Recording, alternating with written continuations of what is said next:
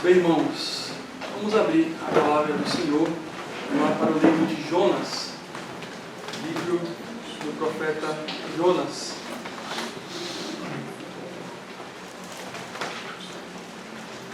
Esta mensagem que eu trago aos irmãos, ela vai ser dividida em duas partes. Não tem como tratar deste livro maravilhoso, o livro de Jonas, um livro com muitos ensinos, uma mensagem apenas. Né? Também a ideia não é tratar todo o livro, mas tratar em específico uma parte dele, pelo menos os capítulos 1 e 2. Jonas, e pode deixar a sua Bíblia aberta em Jonas, e já nós vamos ler. Vamos orar mais uma vez a Deus pedindo a direção.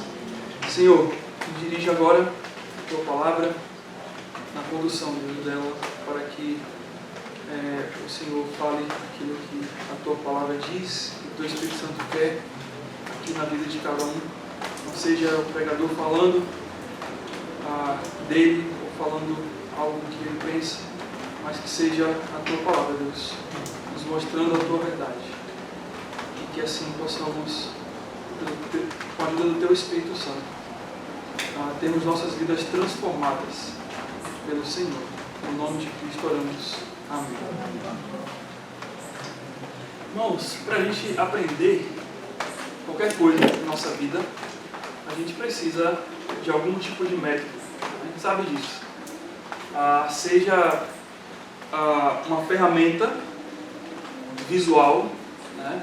Uma ferramenta auditiva, ou com as nossas mãos, com o nosso tato. Os sentidos seriam uma forma de ferramenta, né, que a gente utiliza.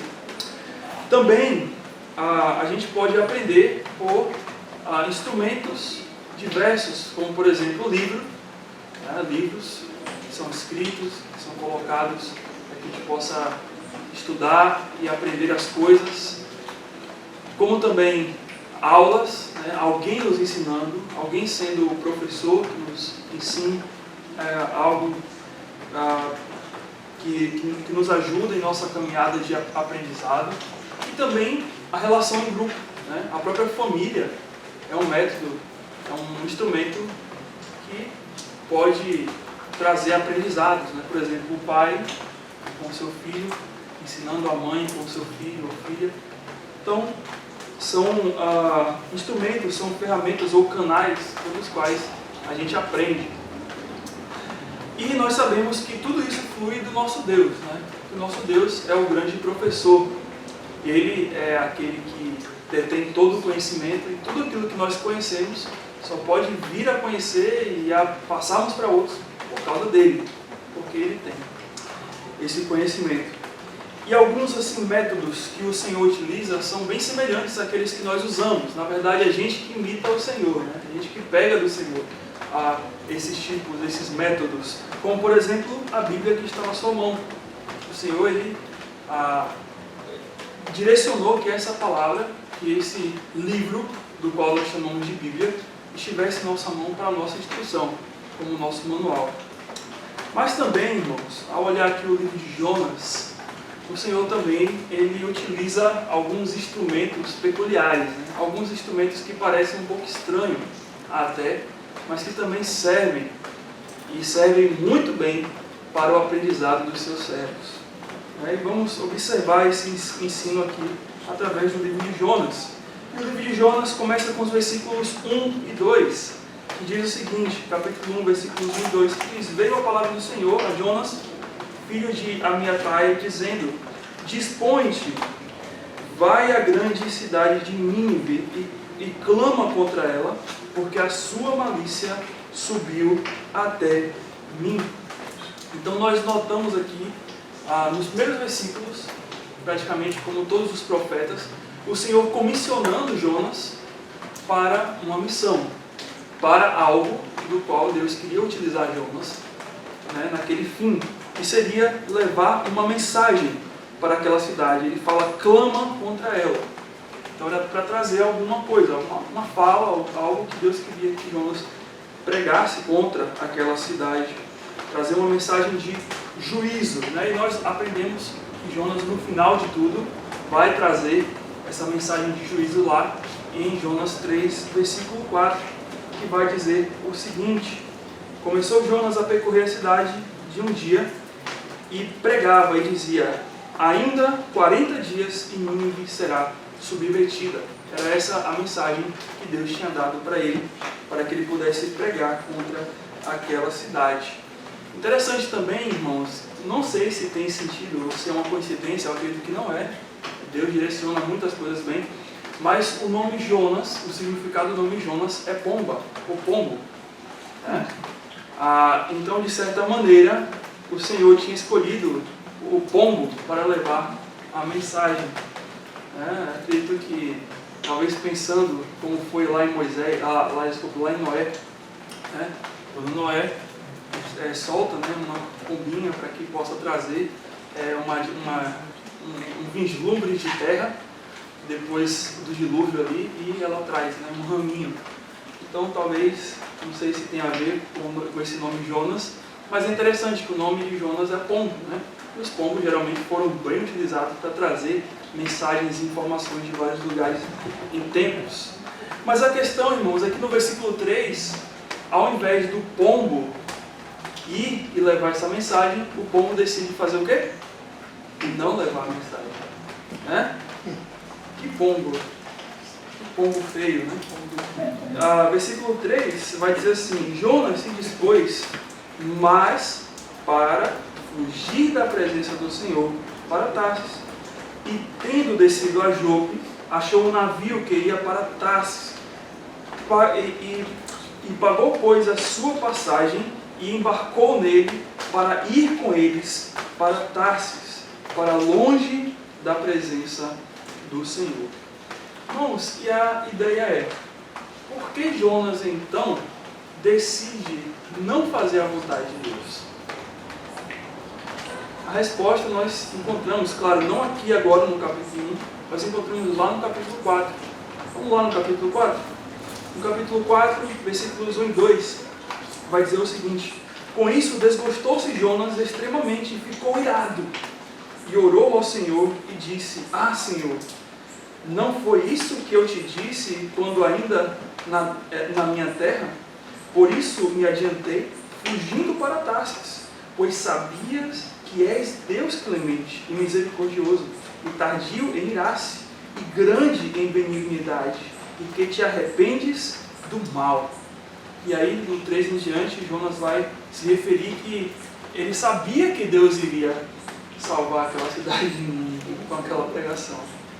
E aí Jonas não queria pregar, não queria trazer aquela mensagem que Deus havia ordenado.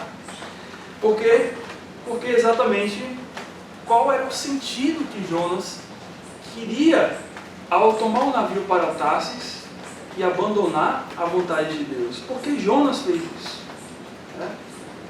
Porque todo servo de Deus, eu creio, nós aqui, se dissesse assim: olha, tem alguém ali que quer muito ouvir uma mensagem, ou que precisa da mensagem, vai lá, fala com ele. Com certeza a gente não vai, né, fechar o nosso coração para poder levar a mensagem do Evangelho àquela pessoa. Pelo contrário, nosso desejo vai ser: uau, que delícia, né? Você fica até um sentimento de felicidade por você estar compartilhando o Evangelho para alguém, a palavra de Deus. Mas por que Jonas era diferente, né, do normal de um servo, de se alegrar e desejar com a salvação de alguém? Porque na verdade Jonas e Israel odiavam a Nínive, todo Israel. Nínive era a capital da Assíria, e a Assíria era inimigo histórico de Israel. Então imagine, pregue para o seu inimigo. Jonas não queria de modo nenhum. A cidade de Nínive, para os irmãos terem uma noção, ela foi fundada por Nimrod, lá em Gênesis, né, capítulo 10, dos versos 6 a 11. Uma das cidades que Nimrod funda é Nínive, aquela região ali. Ele foi um homem muito poderoso diante de Deus. E a Nínive era a capital da Assíria, era um reino muito poderoso do norte. Fica naquelas regiões que hoje nós podemos dizer que seria a Síria. né? Mas antes era a Síria. A Síria, e agora é só Síria, né? Naquelas regiões ali do norte de Israel. E Jonas não queria ir para aquela região, não queria pregar a mensagem de Deus para o povo. O povo daquela cidade de Nínive, irmão, só para vocês terem ideia, eram enraizados na idolatria. Entre todos os deuses de Nínive, né, Nínive cultuava, tinham dois deuses que eram os principais, que era a deusa Nansh, ou que depois até utiliza esse nome Nancy, ou Nanshi, que era a deusa, olha só o que essa deusa era. Ela era a deusa da justiça, da fertilidade, dos profetas de capacidade de interpretar sonho, da água doce, dos pássaros e dos peixes. Era só olhar para Nancy que resolvia tudo, né? Ela já tinha muitos atributos, né? Muitas coisas que ela fazia. Mas, interessante, que ela era a deusa dos peixes, né? E o outro, dentro da história de Jonas, né? Vocês entendem um pouco, né? E também, tinha um outro deus também, o deus Dagon. Deus também bastante conhecido, né, digamos assim, nas histórias bíblicas. O deus Dagon, que ele era metade homem e metade peixe. Parece que a coisa com peixe e Jonas era bem parecida, bem próximo, né? E Dagon era o deus dos grãos e da fertilidade. E essa é a razão por que Jonas foge, né? Jonas, eu não quero ir para aquele povo idólatra. Eu vou pregar para aquele povo. Eles se odeiam, Senhor, eles adoram coisas vãs, ídolos. Por que eu pregaria para aquele povo? Né? Então, irmãos, Jonas ele decide fugir da presença de Deus. Ele vai para Tarsis. E Tarsis não se sabe ao certo aonde é a localização exata, mas é bem indicado pelo historiador Heródoto que ficava no sul da Espanha, mais ou menos entre Israel e o sul da Espanha, gira em torno de quase 4.000 quilômetros. Então, exatamente, Jonas estava destinado a fugir da presença de Deus, né? Mas mal sabia Jonas que ele podia fugir 10.000 quilômetros, ele podia até pegar um foguete e ir para a Lua, que ele iria conseguir fugir da presença de Deus? Não. Deus iria atrás. Deus iria achar Jonas. Na verdade, Deus já estava vendo Jonas em tudo quanto é lugar, né? Porque ele é onisciente. Mas vejamos, né, aonde o pecado distanciou Jonas de Deus. Talvez essa é a distância que Jonas deveria mais se preocupar.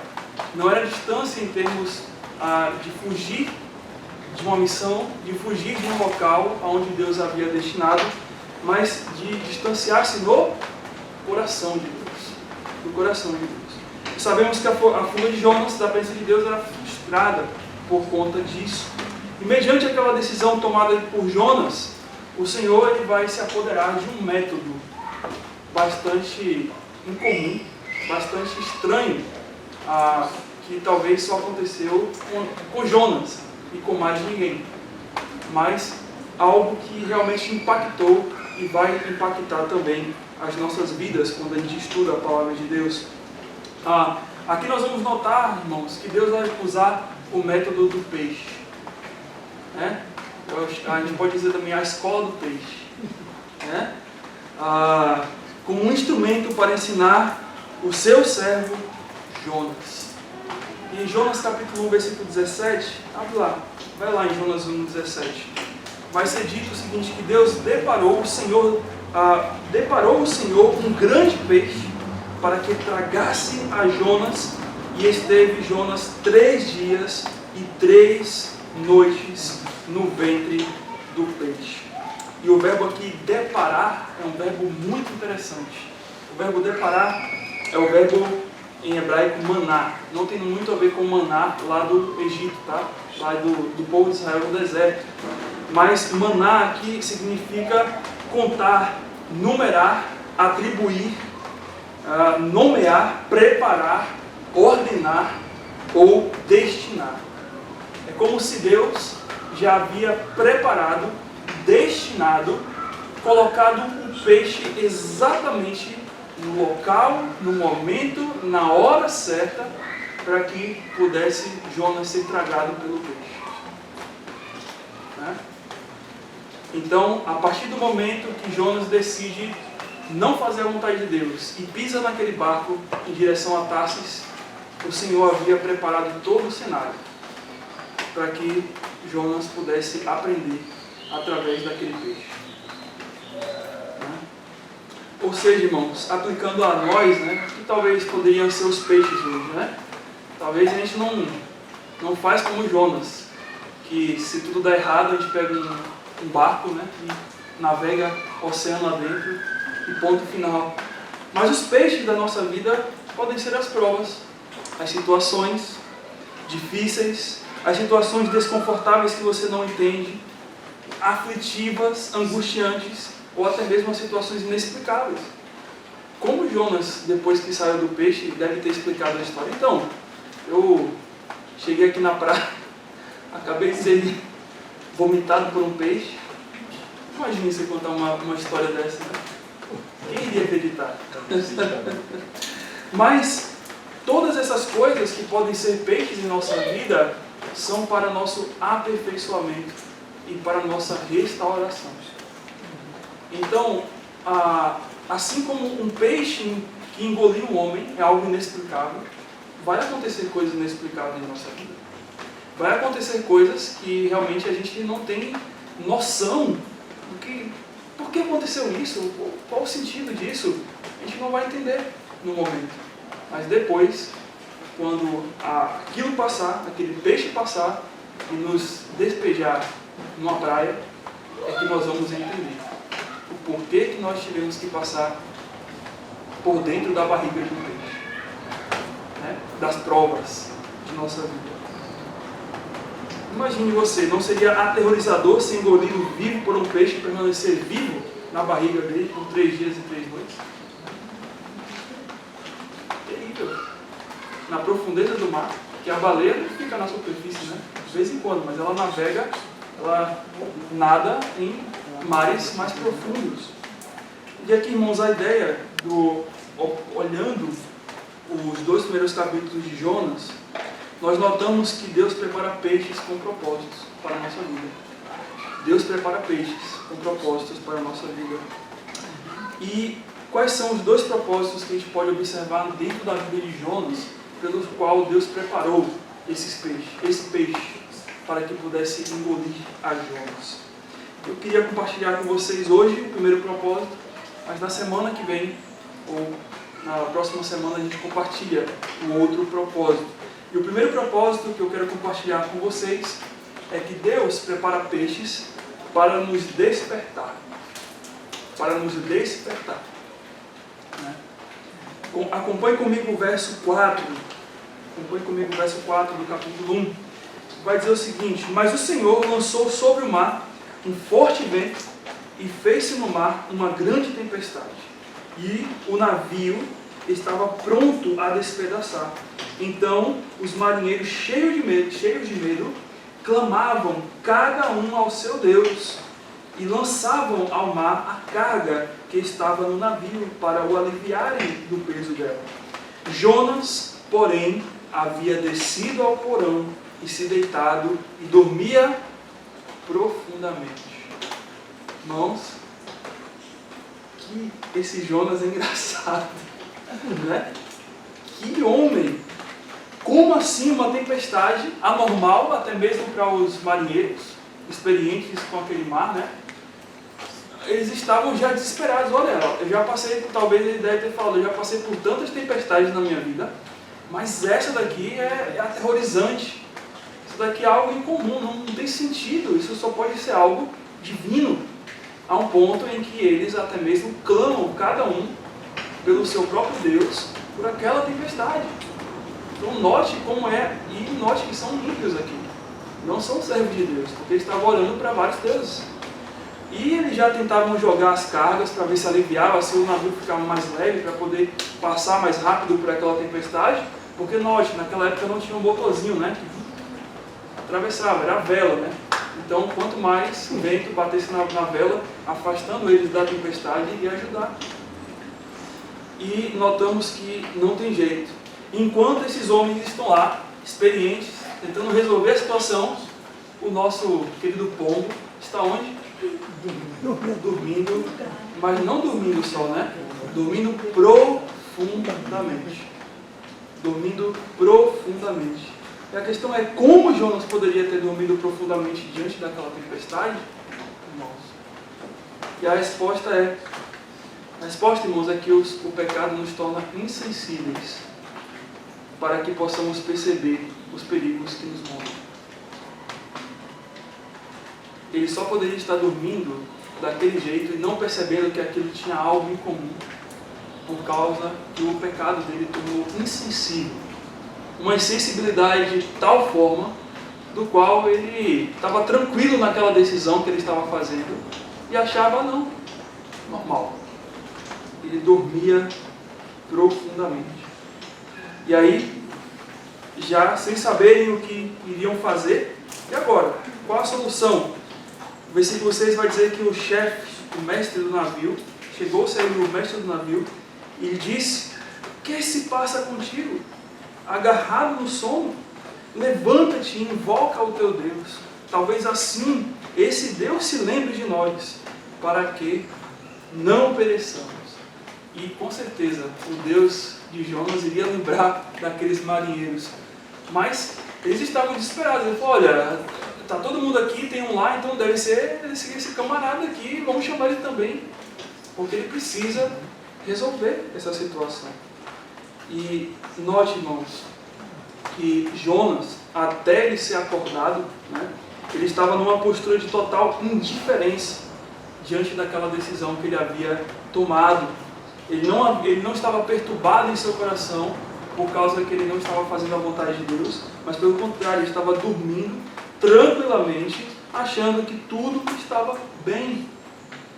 E Deus prepara, irmãos, exatamente toda essa tempestade para poder exatamente levar Jonas para o fundo do mar. Não é à toa aquela tempestade, porque se não existisse aquela tempestade, não haveria a decisão, como nós vamos ver mais na frente, de jogar Jonas ao mar e aí ser engolido pelo peixe. Então Deus prepara esse peixe, né, para Jonas, para que Jonas pudesse acordar do sono do tudo bem. Esse é talvez o nome, né, que eu poderia dar aqui para o sono de Jonas. O sono do tudo bem.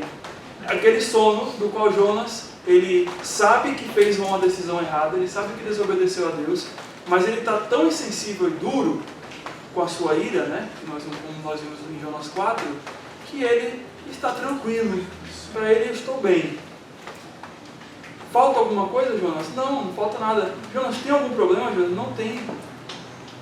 Então eu posso dormir tranquilamente. Eu posso dormir profundamente. Irmãos, este é o reflexo quando a gente deixa a comunhão aos poucos com Deus. À medida que nos afastamos da comunhão com o Senhor, não percebemos aonde os nossos problemas estão levando. E nós vamos achar que tudo está bem. Que tudo está ok. Para Jonas, né? Estava tudo bem. E para Tassi, que Deus, ele acreditava falsamente que Deus não iria atrás dele, não iria resolver aquela situação. E para ele estava tudo bem. E essa afirmação, irmãos, tudo bem, eu digo a vocês, essa é a afirmação mais pronunciada durante o dia na vida de uma pessoa, né? Porque quando você sai, vai para o trabalho, todo mundo te pergunta, né? Você está bem? Eu estou bem, né? E já virou algo social, né? Você falar tudo bem. Quando na verdade, além dela ser a mais pronunciada, ela é a mais hipócrita. Porque na verdade, muitas pessoas que dizem que está tudo bem, não estão bem. Estão mal. E quando aquele marinheiro pergunta a Jonas: olha, invoca teu Deus, né? Talvez Jonas deve ter pensado naquele momento: não está tudo bem. Se eu for invocar o Deus, o que eu vou pedir a Deus? Eu acabei de não fazer a vontade dele. E com certeza isso tudo que está acontecendo é porque eu fiz algo errado. Não é à toa. E note que então Jonas, ele vai, agora que ele levantou, ele vai refletir que realmente ele não está bem. E muitos irmãos estão fazendo como Jonas, fechando os olhos para enxergar ou para enfrentar os verdadeiros problemas de seu coração, que afeta a sua paz, enquanto descansam nos prazeres do pecado. Não é o que as pessoas fazem aí?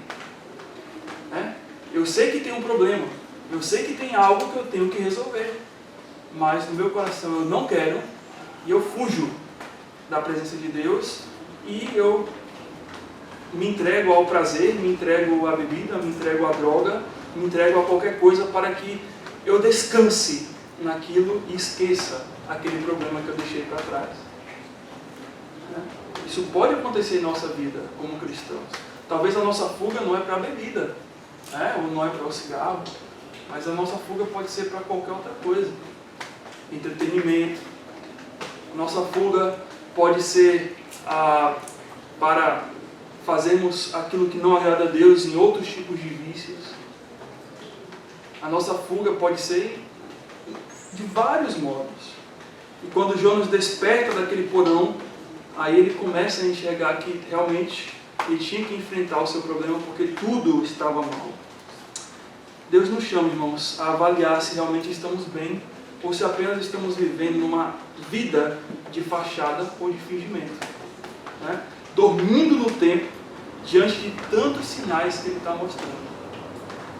A tempestade está evoluindo e vai chegar um ponto em que você vai ser engolido por um peixe.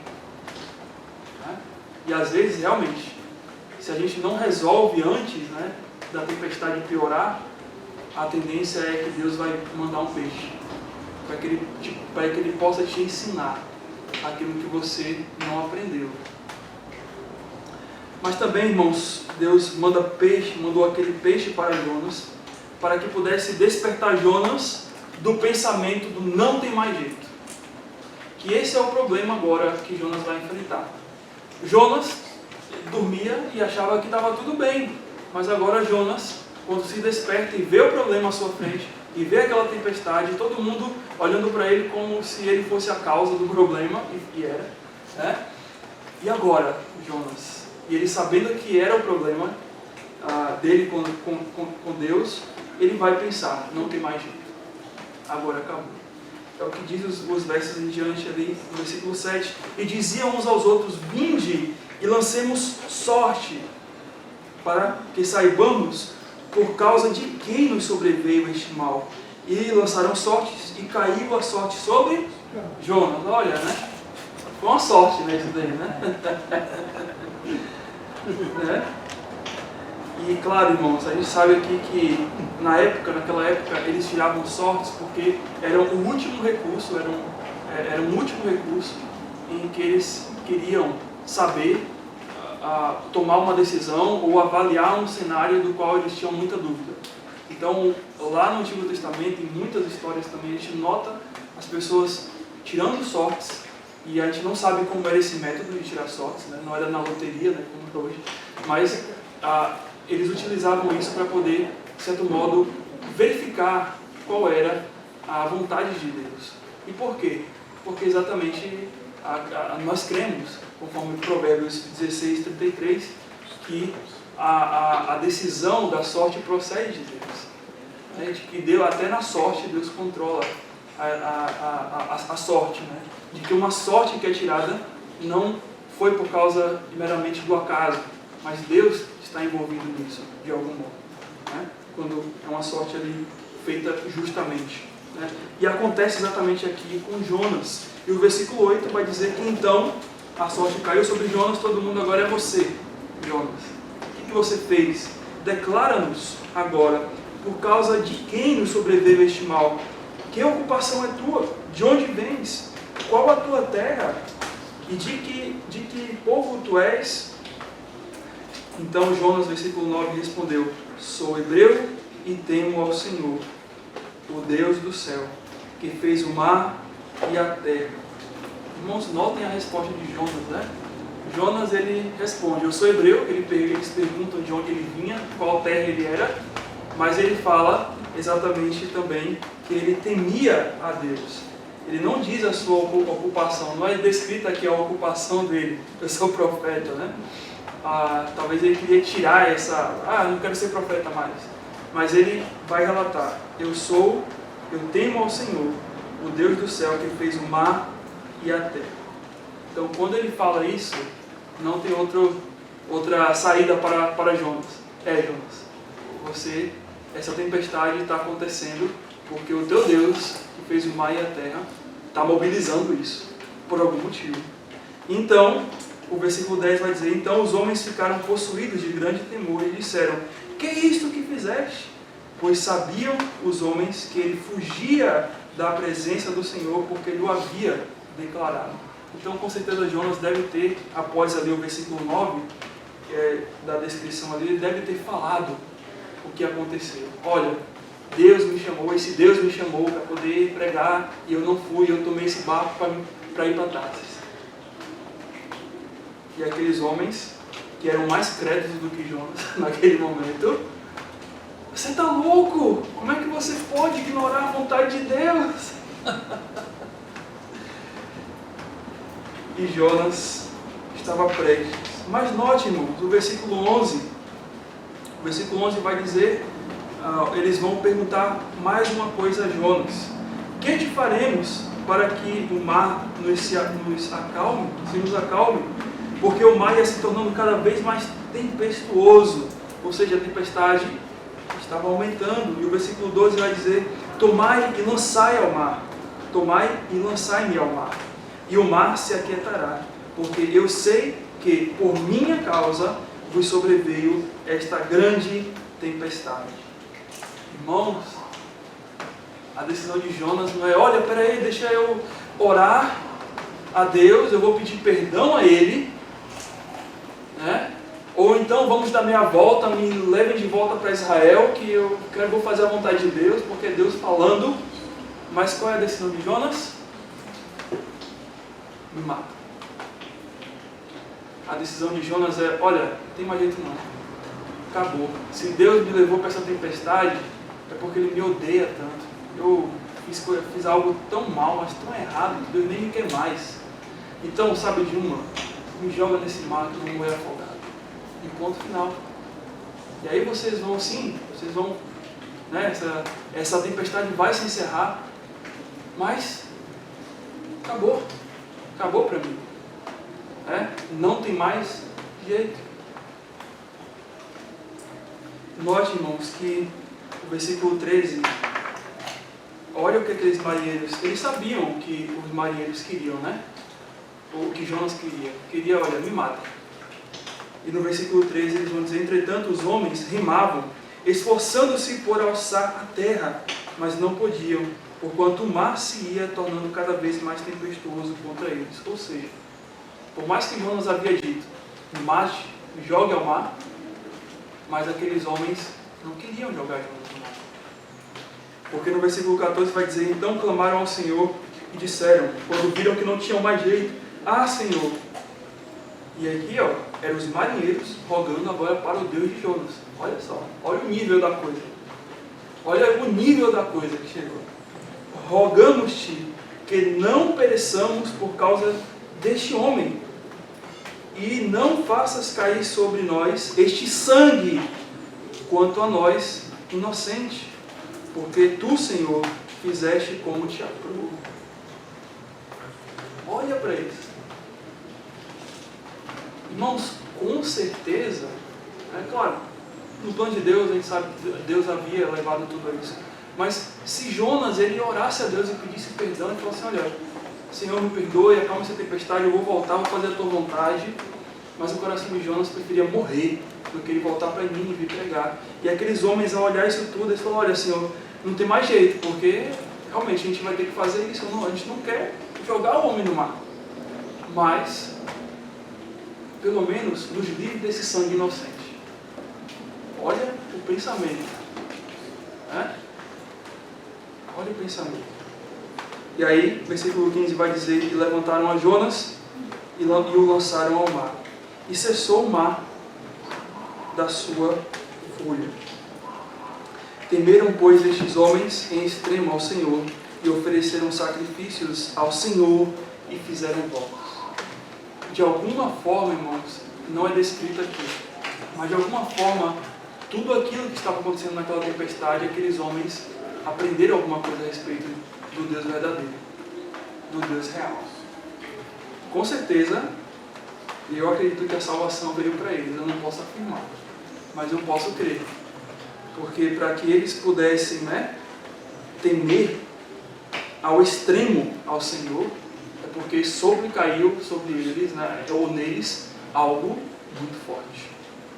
Algo tremendo, algo vindo de Deus. E eles voltaram, eles sacrificaram a Deus e agradeceram a Deus por aquilo. E para eles estava tudo calmo, porque o mar parou. Mas para Jonas, era o começo da sua angústia. E aí no versículo 17 vai dizer: deparou o Senhor um grande peixe, para que tragasse a Jonas. Para que tragasse a Jonas. Jonas esperava pela morte, irmãos, mas Deus tinha outros planos para ele. Tá? O Senhor tem planos para todos os seus servos, e até mesmo para aqueles que se desviam tristemente. Quando Jonas falou, não tem mais jeito, vou morrer, aí Deus falou, peraí, Jonas, quem tira a sua vida sou eu. Eu sei o momento certo. Eu sou o seu Deus. Então, meu amigo, você pode achar que no mar, no meio de um mar em fúria, você vai morrer, mas se eu quiser, você não vai morrer. Eu vou providenciar até mesmo um peixe para te engolir e te guardar em segurança por 3 dias no fundo do mar, mas você não vai morrer. Irmãos, o peixe, aquela tempestade melhor que existiu foi por causa do peixe que já aguardava Jonas no fundo do mar. O peixe, por mais desagradável fosse, era a salvação de Jonas naquele momento mais terrível. O peixe foi a misericórdia de Deus para manter o seu propósito perfeito na vida de Jonas, porque o plano de Deus não frustra, e a gente só vai embora quando exatamente Deus fala assim, acabou o seu plano aqui na terra para mim. Tá? Agora eu te quero aqui. Mas até aonde Deus traçou um plano na sua vida aqui, para todos nós servos dele, você não vai morrer. Não sabemos quando é que termina o plano, mas que Deus vai executar todo o seu propósito em nossas vidas, e depois nós vamos. O peixe foi a resposta de Deus de que ele não pode ser contrariado naquilo que ele disse. Deus falou, eu quero você, Jonas, e você vai. E Jonas não podia negar aquilo, não podia dizer, Senhor, manda outro, ou Senhor, já era. O peixe foi a confirmação de que Deus ainda mantinha um plano para a vida de Jonas. O peixe era a passagem de volta à vontade de Deus. O peixe foi a nova chance que Deus ofereceu a Jonas. O peixe foi a disciplina restauradora de Deus. E o peixe até mesmo foi a bênção para Jonas. Por isso, irmãos, quando nós estamos prestes ou passando por uma aflição ou uma tempestade em que Deus nos apresenta um peixe enorme que está prestes a nos engolir, agradeça a Ele. Porque é Deus te salvando para que você possa ser restaurado. Para que você não possa sucumbir no meio de um oceano profundo de desespero. O peixe foi Deus dizendo a Jonas, ainda tem jeito, Jonas, ainda te quero. Apesar de você ser um homem fraco, relutante, a minha vontade, eu te mostro que a minha vontade é maravilhosa, é satisfatória e você não pode resistir. Irmãos, Deus tem nos chamado a despertar deste sono. Não sei o que está acontecendo na tua vida, mas profundamente no seu coração, Eu não sei, só Deus sabe. Mas a história de Jonas nos ensina que Deus utiliza métodos para nos despertar. E talvez pode existir alguma coisa na sua vida hoje um sinal, talvez um peixe, alguma coisa em que Deus está indicando o caminho correto para você trilhar. Mas você ainda não tem se despertado desse sono espiritual. Eu te convido a que você possa refletir, enquanto a gente ora agora, para que você possa ser despertado do seu sono. Não deixe que a tempestade evolua. Não deixe até as últimas consequências, ou até mesmo que você entre num peixe. Mas, se for preciso você passar por um peixe para resolver o seu problema, que seja. Porque o que Deus espera da sua vida é que você não fique da maneira que você está hoje. E Ele vai usar um peixe ou não? Para que você possa exatamente ser despertado desse sono e volte a confiar nele e volte a fazer a vontade dele. Então não ignore os sinais de Deus, não ignore as tempestades que Deus coloca e nem o peixe que pode se aproximar sobre a sua vida. Porque o peixe de Deus é o plano de Deus para que você volte a fazer a vontade dele. Então agradeça a Ele. Vamos orar ao Senhor. Senhor Deus, nós agradecemos, Pai, por essa história de Jonas. Por mais que é uma história triste, que fala sobre a rebeldia de Jonas, mas nós agradecemos, Senhor, porque o Senhor, por mais que o teu servo foi relutante ali, ele estava prestes agora a aprender a respeito de grandes verdades que ele havia deixado. E o Senhor exatamente levou a ele aquele ponto para ser tragado por aquele peixe, porque naquele peixe, Senhor, ele aprendeu verdades maravilhosas, das quais, com a tua permissão, nós vamos ver nas próximas semanas.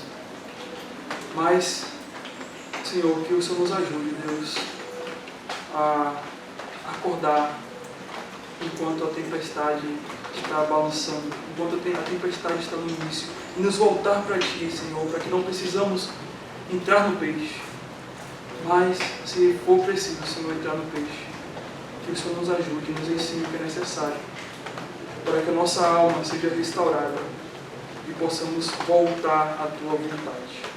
Te pedimos, Senhor, o pedido meu para a minha vida, mas é o pedido para a vida dos meus irmãos.